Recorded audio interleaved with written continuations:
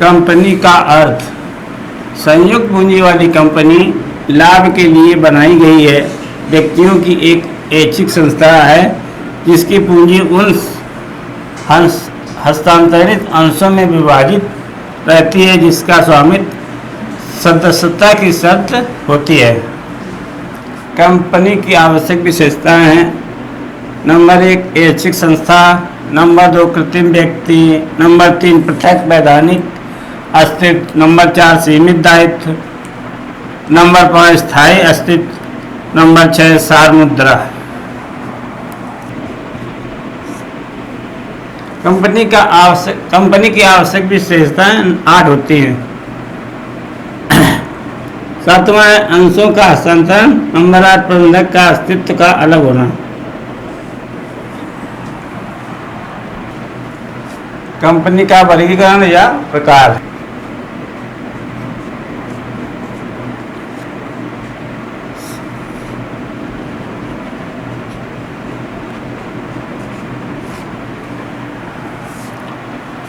Company का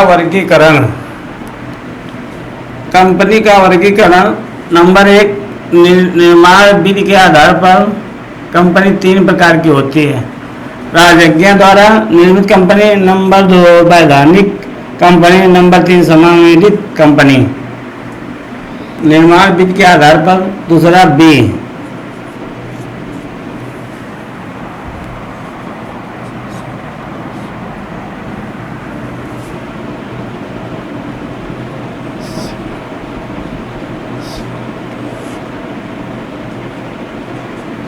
सदस्यों के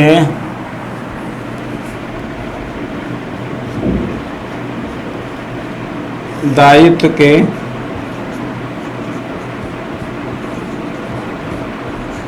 आधार पर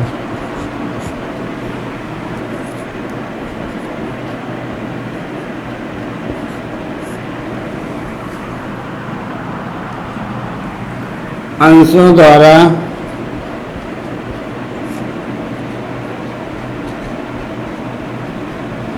सीमित कंपनी। नंबर 2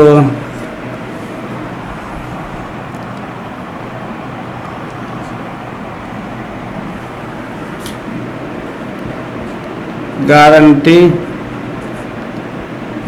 द्वारा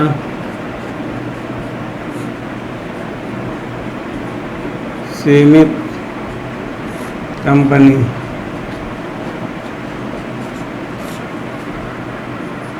नंबर 3 असीमित कंपनी। नंबर 3 असीमित कंपनी।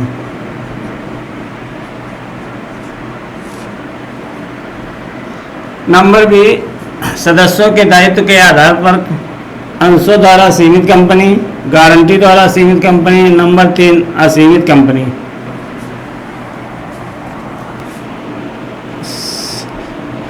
सामान्य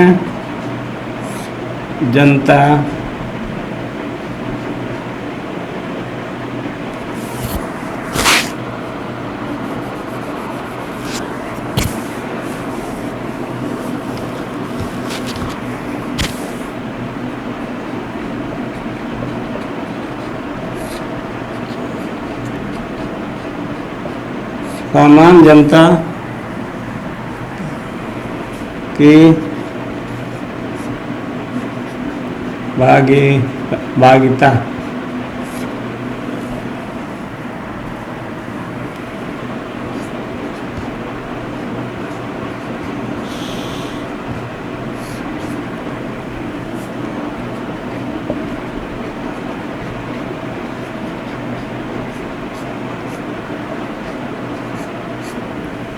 तीसरा सामान्य जनता की भागीदारिता निवेश के आधार पर।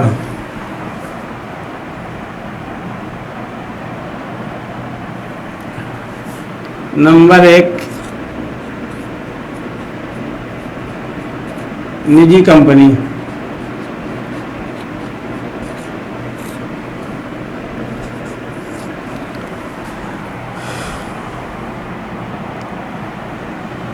नंबर 2 सार्वजनिक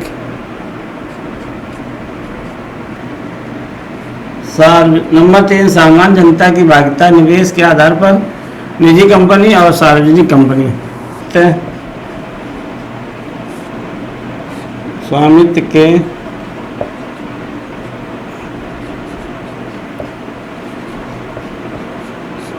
आधार पर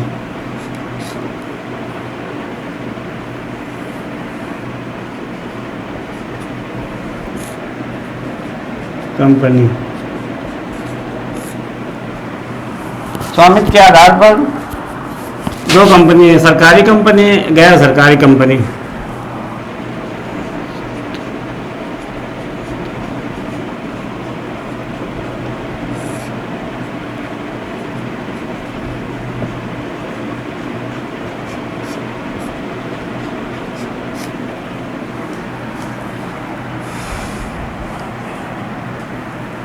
नंबर 1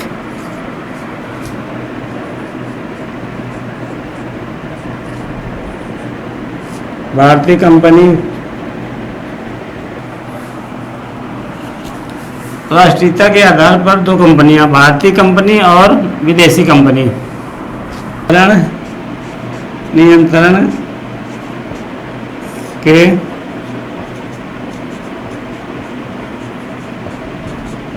आधार पर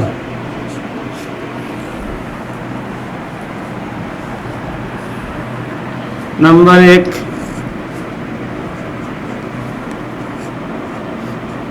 सूत्रधारी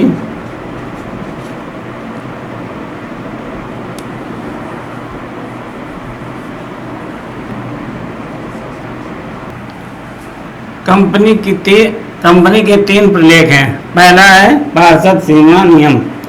कंपनी का सीमा नियम आधारभूत प्रलेख है, जिसमें कंपनी का कार्यक्षेत्र, अधिकारों की सीमा, उद्देश्य तथा पूंजी आदि की पूर्ण व्याख्या होती है। नंबर 2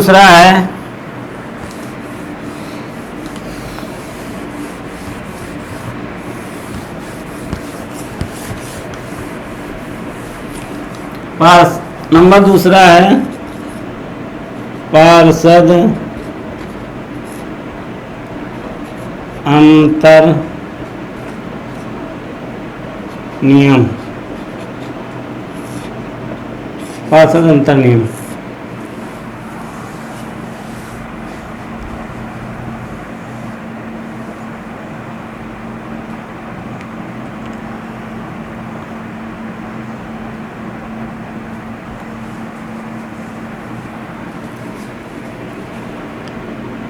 पार्षद सीमा नियम में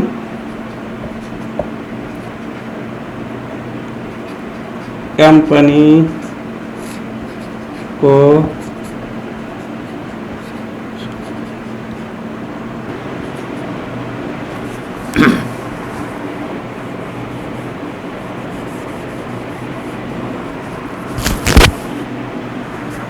नंबर 2 पार्षद अंतर नियम कंपनी को सुचारू रूप से चलाने का पूर्ण रूप से उल्लेख होता है। यह कंपनी अंशधारियों, ऋणपत्रधारियों आदि के संबंधों को संचालित करता है।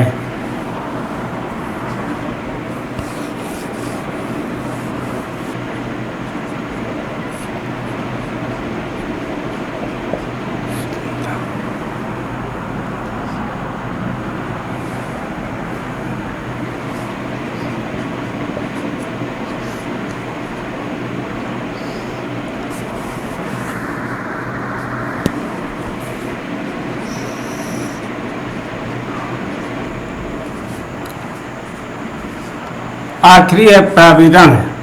प्राविधान का आशय ऐसे प्रस्ताव से है जो कंपनी के अंशों या ऋणपत्रों को क्रय करने के लिए जनता से प्रस्ताव आमंत्रित करती है, जिनके आधार पर जनता अंश खरीदने का प्रस्ताव करती है।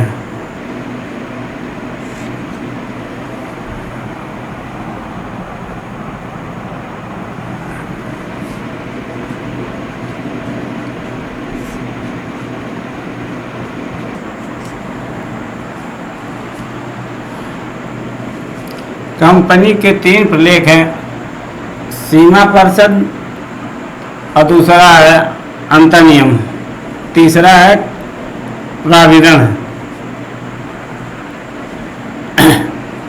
यदि प्राविधान में उन्हें भ्रमित किया जाता है अथवा गलत तथ्यों को छिपाया जाता है तो वे नंबर 1 उन हानियों के लिए संचालकों को उत्तरदायी ठहरा सकते हैं।